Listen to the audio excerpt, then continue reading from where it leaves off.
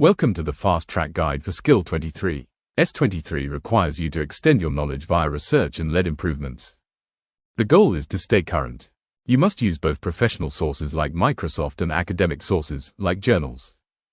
You need to show you read something, learn from it, and changed your work because of it. Here is your cheat sheet. Professional, use tech blogs like Netflix or Uber, and docs like MDN. Academic, use Google Scholar or IEEE Explore. Output, turn your research into a lunch and learn presentation or a wiki page for your team. Here is how to apply this tomorrow. Read an article about your current problem.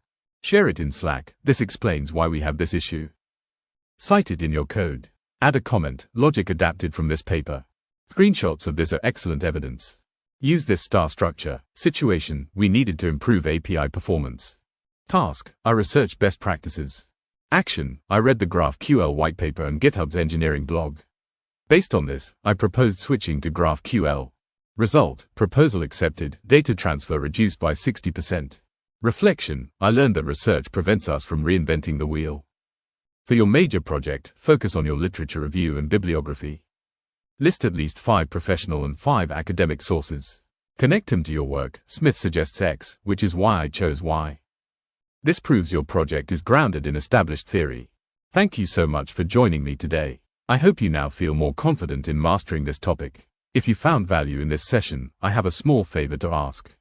Please hit that subscribe button, give this video a like, and follow our channel. It really means a lot to me and helps the algorithm show these lessons to other apprentices just like you who need support. Don't forget, you can download today's slides and the full transcript at www.mentorinai.com EPA Hub.